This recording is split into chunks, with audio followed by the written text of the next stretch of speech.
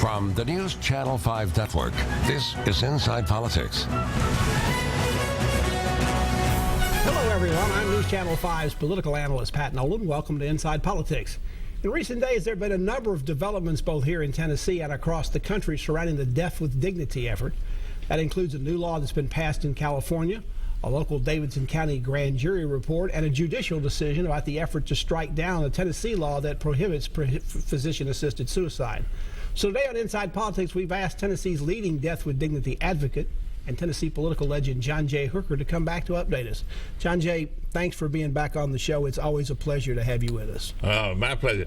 You know, I believe I'm going to enjoy this more than you, and the reason is that I've been a big fan of yours. Well, thank you. I think you probably know more about politics than anybody in Tennessee, with the possible exception of Tom Ingram. But you know an awful lot about it, so I'd like to come talk to you about it. That's a high honor, and I think I learned a lot of it from seeing and observing you over the years. First of all, I think before we start talking about the Death with Dignity issue, everybody's concerned about your health. You've been diagnosed with terminal cancer. You've been undergoing some experimental treatments. How are those going? Well, first of all, people have been so nice to me. You know, I'm 85 years old and homeless at my age, and the word got out that I had this death notice, and you walk down the street with me and you'd be astonished at the number of people who come over and are good cheerleaders. You know, people like to help other people, and the word's out that I've got this problem, and so I want to thank all those people who've been so kind to me and encouraging.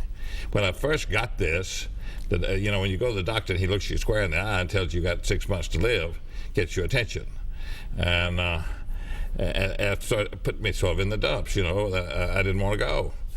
Now I have transformed. I really sort of feel like it's an honor to have this cancer, in the sense that I feel like a battlefield soldier in the fight against cancer. And I think they're real close on cancer. I'm really encouraged that not only may I get lucky and have it get me out of the woods, but other people. And I happen to have known Jonas Salk.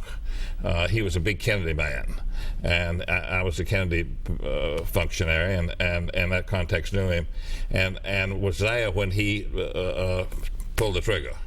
And it had ravaged the world, polio, you know, and so it was magical. And I think that they're very close now with these new drugs to being able to take people who have who have cancer and cure them. The experimental treatments that you've been getting, have they been helpful to you? I'm sure they've had side effects too. I'll tell you this, they're something else. They're very highly toxic. I have been very fortunate. One of the main symptoms that a lot of people get is diarrhea, which is my least favorite thing in the world. The next least favorite thing is throwing up. I got neither one of those. I do get very short of breath, and then I also have a hard time walking. And then the most irritating thing I have is this colossal itch. If I start scratching, you'd think I'm a monkey. It's unbelievable, this itch. And so I have to live with that. But all of that's worth it. I take that shot once every 2 weeks. Have to do it for a whole year. And now, does it have the side effects on you right after you have the shot, or does it continue throughout the whole period? Pretty much continues. But that first and second day, like I had the shot yesterday, and that first day, man, it's something else. But you know, the mental attitude is so important. And how difficult has it been for you to keep a good mental attitude? In the beginning, hard. In the beginning, I felt sorry for myself. Other people, you know, kind of moaned with me.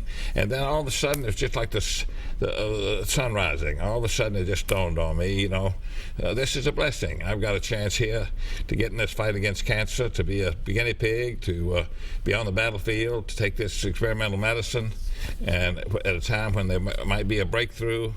Remember back about Salk and polio, and I don't want to overstate it, but I don't want to understate. I feel honored to be in the position of making a fight against cancer.